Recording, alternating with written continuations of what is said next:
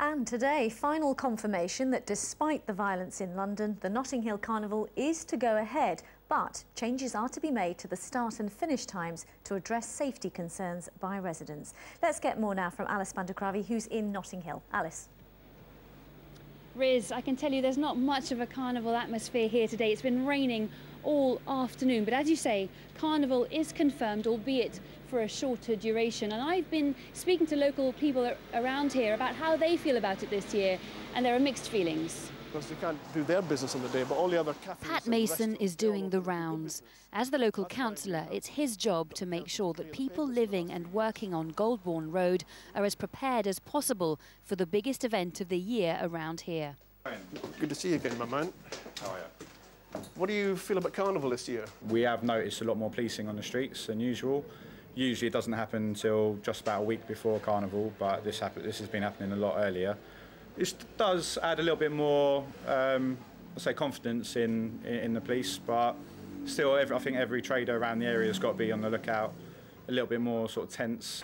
During the riots a fortnight ago, this area was mostly quiet, though a handful of local shops were damaged and one restaurant in particular was ransacked.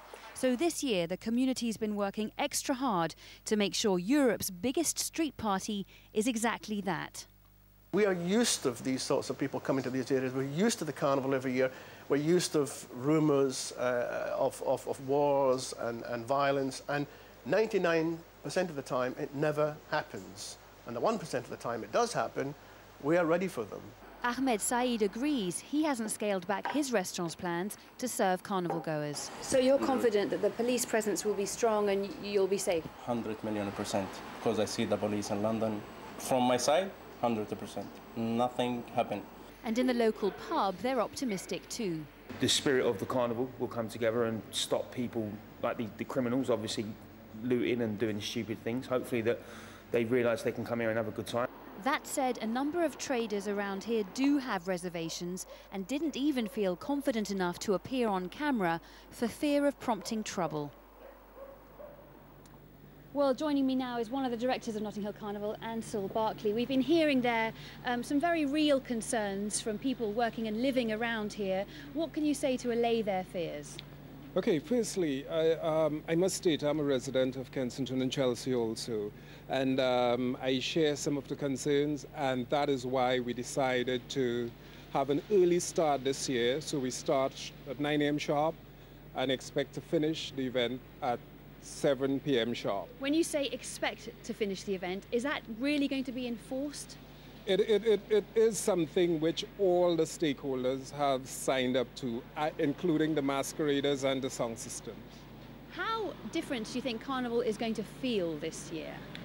I think it's going to be a fantastic event this year because it's going to be a very secure event. It's going to be a full day of activities because we have an increased number of performing units on the road this year. You've got more police as well, though, haven't you? How many more have you got? I cannot give you a figure in terms of numbers, but I know we're going to have an increased police presence this year, in addition to an increased amount of stewards, our own stewards. We are increasing the numbers of stewards we put on the road this year. Okay, well, thank you very much for talking to us. Extra police, earlier closing hours, and it's likely that if it rains like this, Carnival may well be very different this year. Absolutely. Many thanks, Alice. The crewman who died